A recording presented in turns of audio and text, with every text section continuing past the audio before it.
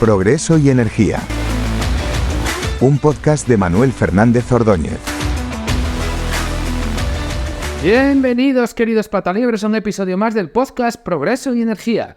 Soy Manuel Fernández Ordóñez de GoodMafo y hoy vamos a hablar de un tema sobre el que se lleva décadas construyendo un relato que ha calado hondo en la sociedad.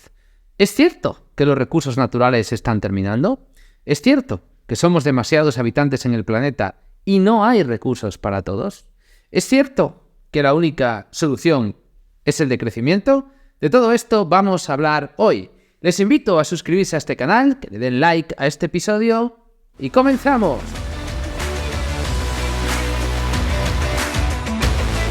Hace unas semanas, el Parlamento Europeo albergó una conferencia internacional con el título Más allá del crecimiento, un evento que inauguró la propia presidenta von der Leyen, haciendo alusión a publicaciones de hace más de 50 años, como las del Club de Roma, que se han demostrado estrepitosamente erradas. Por si no fuera suficientemente alarmante que las instituciones europeas se gasten el dinero de nuestros impuestos en financiar investigaciones sobre cómo hacernos más pobres, lo más lamentable del asunto es que hasta los partidos que dicen respetar las libertades individuales se han sumado a este aquelarre woke institucional. 2 eurodiputados del Partido Popular Europeo han firmado un manifiesto donde se escriben cosas y, abro comillas, el modelo económico actual, basado en el crecimiento sin fin, ha llegado a sus límites, cierro comillas, o también, abro comillas, la búsqueda infinita del crecimiento se basa en el agotamiento de los recursos naturales, cierro comillas. Vuelve la burra al trigo una y otra vez. No se cansan de repetir hasta la náusea eso de que el capitalismo es un modelo insostenible, que no se puede crecer indefinidamente, que los recursos naturales se están acabando y que nuestro modelo de convivencia está en riesgo. Relatos más falsos que los euros de chocolate. Puro maltusianismo acientífico con claros tintes de control social disfrazado de estatismo paternalista. De eso estamos hablando, nada más y nada menos. La historia del progreso humano nos demuestra que es absolutamente falaz que los recursos naturales se estén acabando. Es falso que no podamos continuar creciendo y es falso que el capitalismo destroce el medio ambiente. Les invito a escuchar el episodio de hace unos días donde hablábamos precisamente de esto en este podcast. Veamos, por ejemplo, uno de los millones de ejemplos que podríamos poner sobre cómo el capitalismo en realidad protege el medio ambiente de muchas formas. Fíjense que allá, por 1959, se lanzó al mercado la lata de aluminio para la comercialización de cerveza y también de refrescos. Si bien la lata de conservas ya llevaba desde principios del siglo XIX dando vueltas por ahí, en realidad hubo que esperar hasta después de la Segunda Guerra Mundial a que este sector despegara, cosa que sucedió definitivamente con la adopción del aluminio como material de fabricación. En España, las latas hicieron su aparición en 1966, introducida por la compañía Cervezas Cruz Blanca, cuando pusieron en el mercado la marca de cervezas Skol, que los más nostálgicos todavía recordarán. Yo la recuerdo de cuando era pequeño.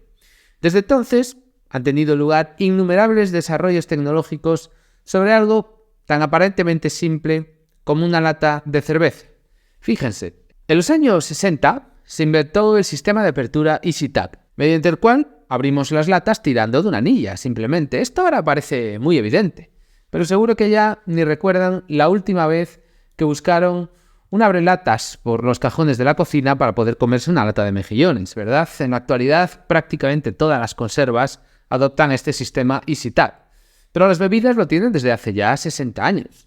Los más maduritos del lugar recordarán que la anilla de la lata, cuando abríamos las latas, se separaba de la misma, hasta que en los años 80 se inventó otro mecanismo que se llama Stay Tap, mediante el cual la anilla permanece sujeta a la propia lata. Esto supuso una clara ventaja medioambiental, por partida doble. Por un lado, no se tiraban al suelo millones de anillas, como lamentablemente seguimos haciendo con los chicles y con las colillas. Y por otro, se favorecía mucho el reciclaje de aluminio. Algo está sucediendo ahora mismo, por ejemplo, con los envases de brick de leche de la central lechera asturiana, que han implementado este nuevo tapón, que el tapón no se separa de la botella cuando lo abres, ¿no?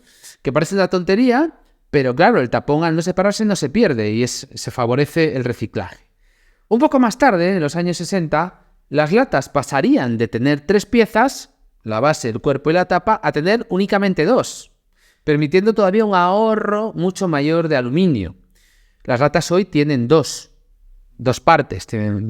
Digamos que el cuerpo y la base son la misma pieza y la tapa es la que se acopla posteriormente. Con el tiempo se desarrolló un nuevo método de fabricación de latas llamado DWI, que lo que permite es hacer latas con muchísimo menos espesor.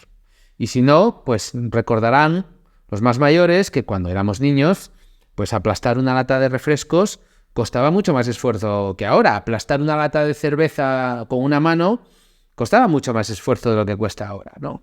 Desde entonces, la fabricación de latas ha ido implementando nuevos métodos y desarrollos que han conducido a un enorme ahorro en el uso de aluminio, así como a facilitar el posterior reciclado del mismo. ¿Por qué les cuento todo esto de la lata de aluminio? Porque fíjense, cuando las latas de aluminio salieron al mercado en el año 1959, tenían una masa de 59 gramos.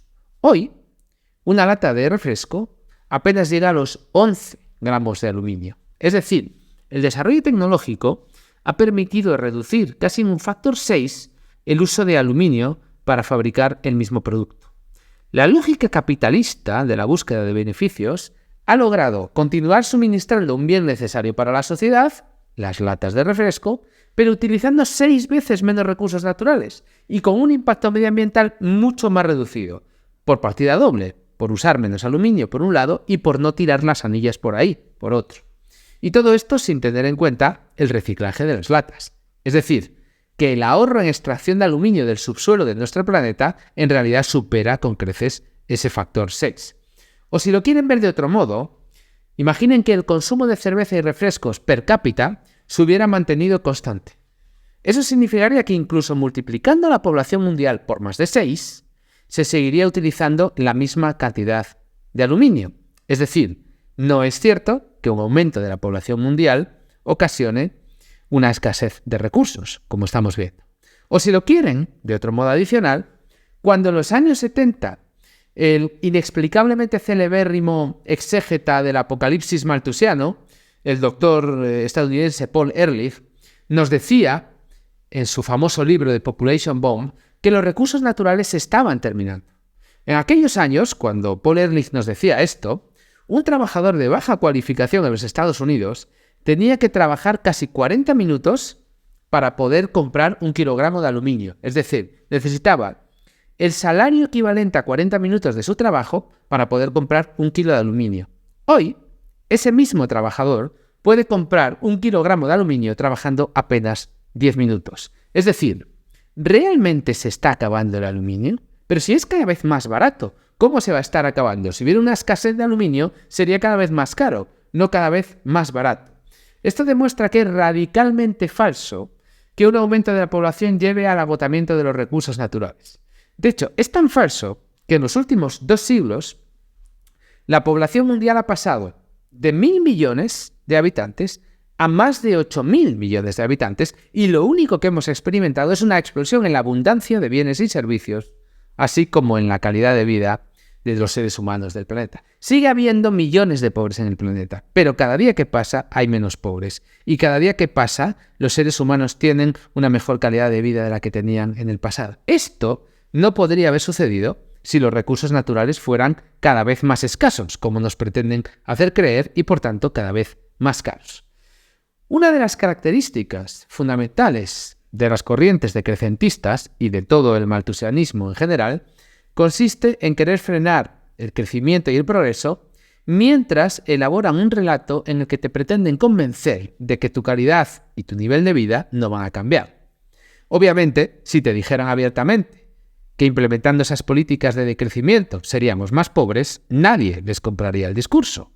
El progreso se basa en las instituciones que fomentan la libertad, en la inversión en capital y en la división del trabajo. Esto lo sabemos desde hace siglos. Boicotear esas instituciones conducirá de manera inexorable a una ralentización o directamente a un freno del progreso. Y por tanto, de la calidad de vida de los seres humanos, especialmente de aquellos millones que luchan cada día por salir de la pobreza y la miseria que les asolan, de aquellos que quieren ser como nosotros.